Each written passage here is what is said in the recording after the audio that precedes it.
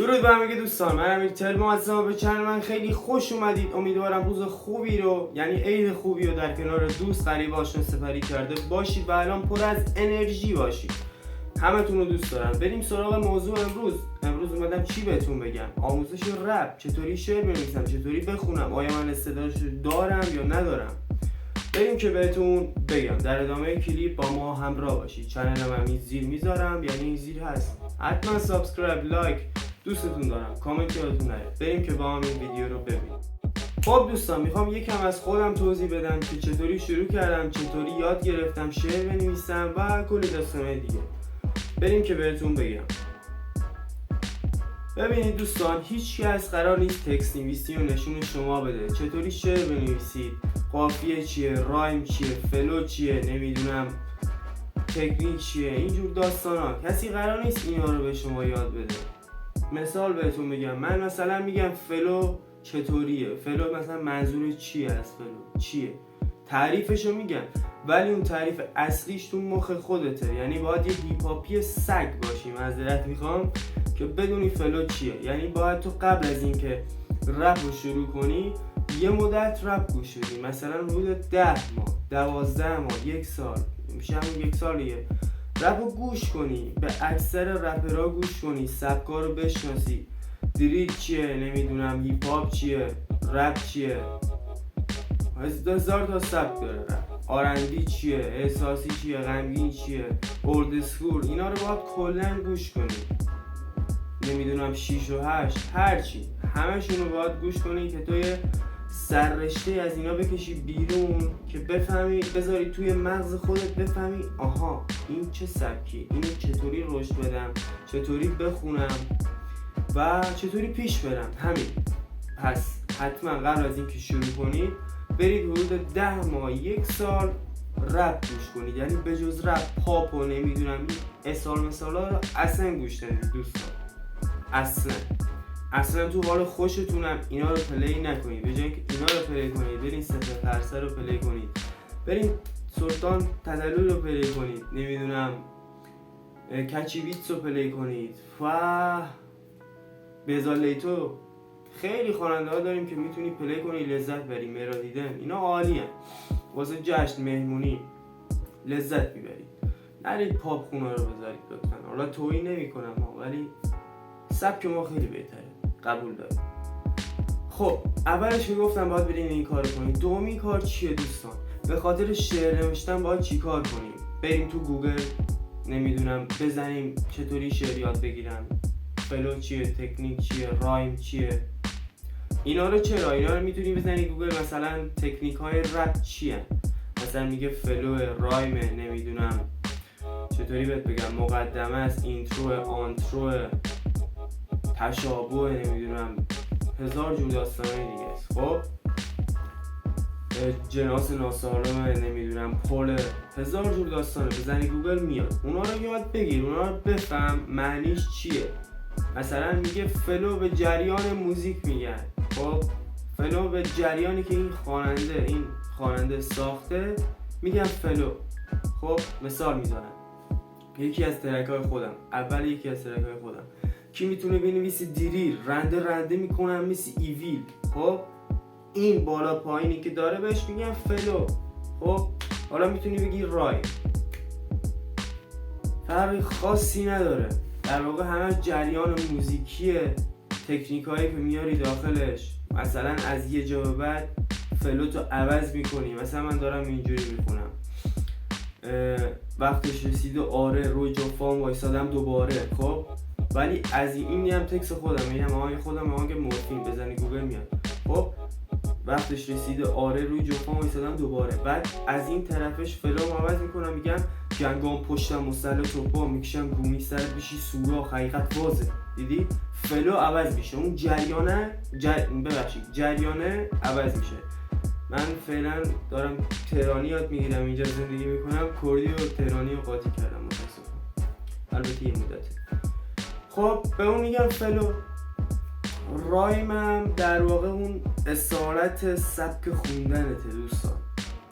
خب پل زدن مثلا بهتون توضیح بدم. مثلا من میام میگم هدست رو گذاشتم گوشم. خب هدست رو گذاشتم گوشم، هدست یه جا دیگه پخش شد رو دوشم.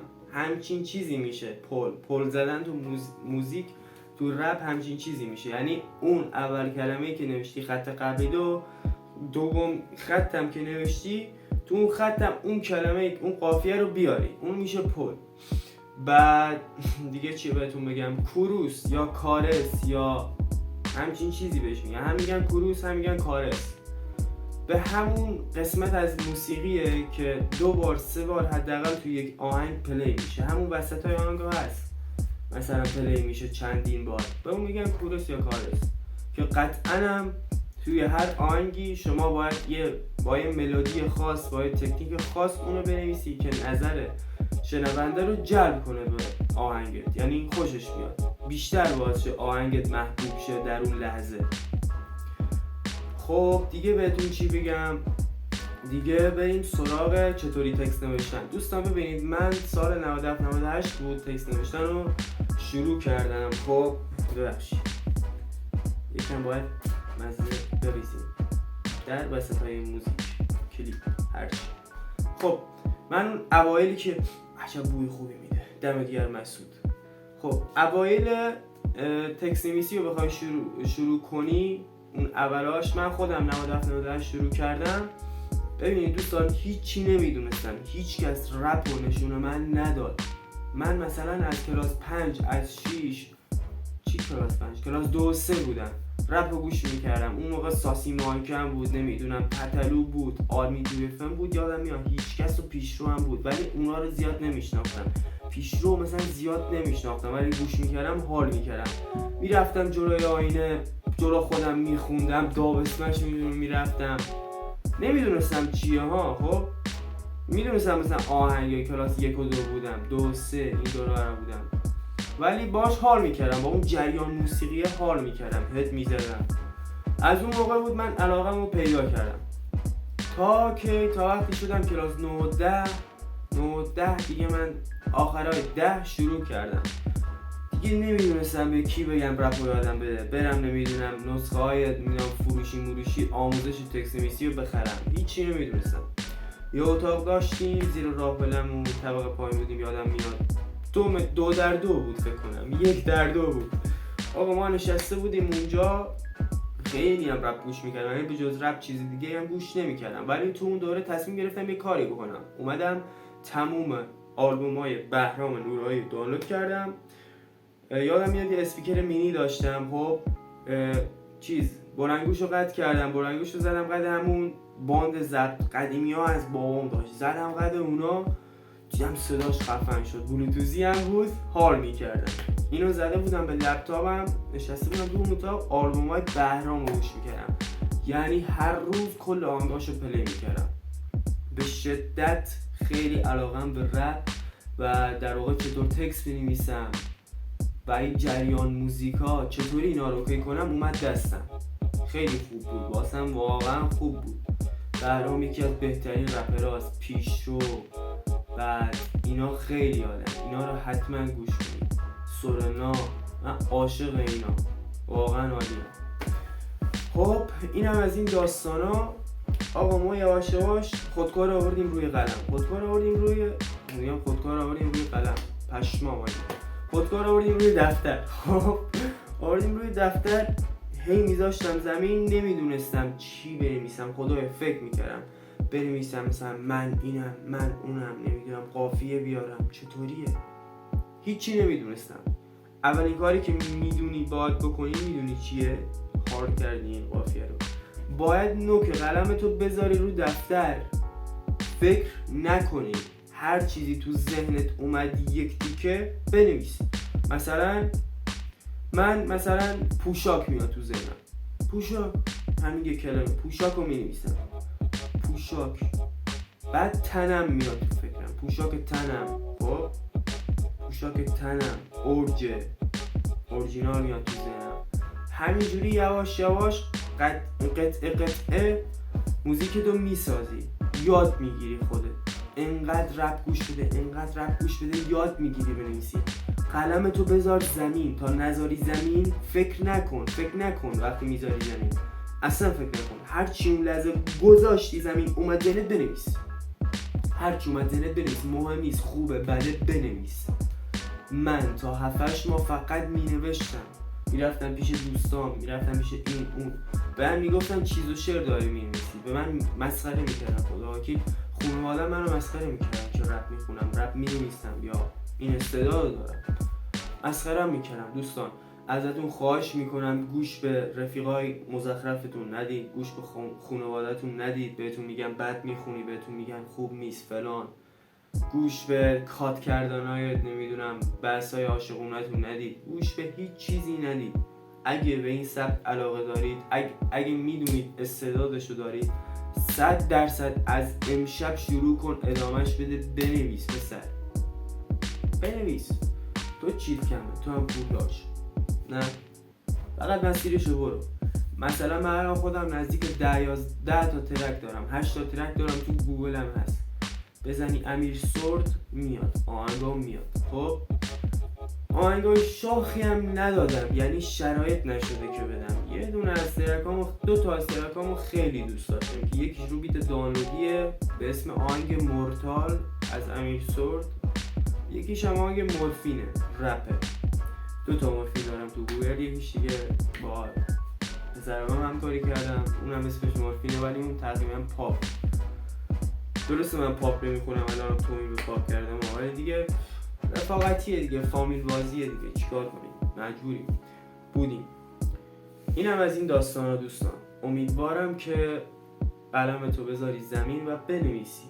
خب چون الکی رپر نمیشی، تو باید خیلی بنویسی، 7-8 ماه باید بنویسی، 6 ماه باید بنویسی تا اون قواعدش بیاد دستت که چطوری کار کنی.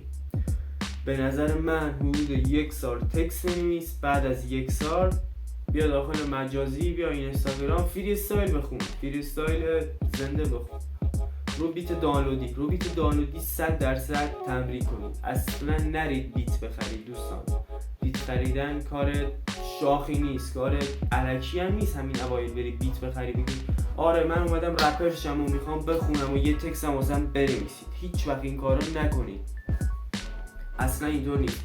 تا خودت تکست نویسی رو یاد نگیری، تا خودت روی بیت دانلودی خوندن رو یاد نگیری، نمیتونی روی بیتی که واسط میسازن بخونی. این کار اشتباهیه. بیا حدود 1 سال فری استایل بده، کلیپ بده از خودت، بذار اینستاگرام، بذار یوتیوب، بذار تلگرام، کانال بزن، برنامه ریزی کن واسه شروع کردن رپ. فری استایل رو بخون که قوی شی، که اون قواعد و اصول و قدرت قلم تو بیاری دستت، بعد بری یه ترک ببندی با بیت خودت. پس پولادو هدر نده. اگر هم آهنگساز خواستی این زیر پیام بده، کامنت بذار، من بهت یه نفر معرفی میکنم که کارش توپه، رفیق خودم هم هست، کارامو درست میکنم. دوستتون دارم، امیدوارم مطالب جالبی و در ذهنتون خلق آوری و نوآوری کرده بودید، قافیه رو داشتید و اینکه هر سوالی داشتید کامنت بذارید، این زیر جوابتون میدم. خیلی دوستتون دارم، مخلصیم، بدرود همگی، سال خوبی رو داشته باشید.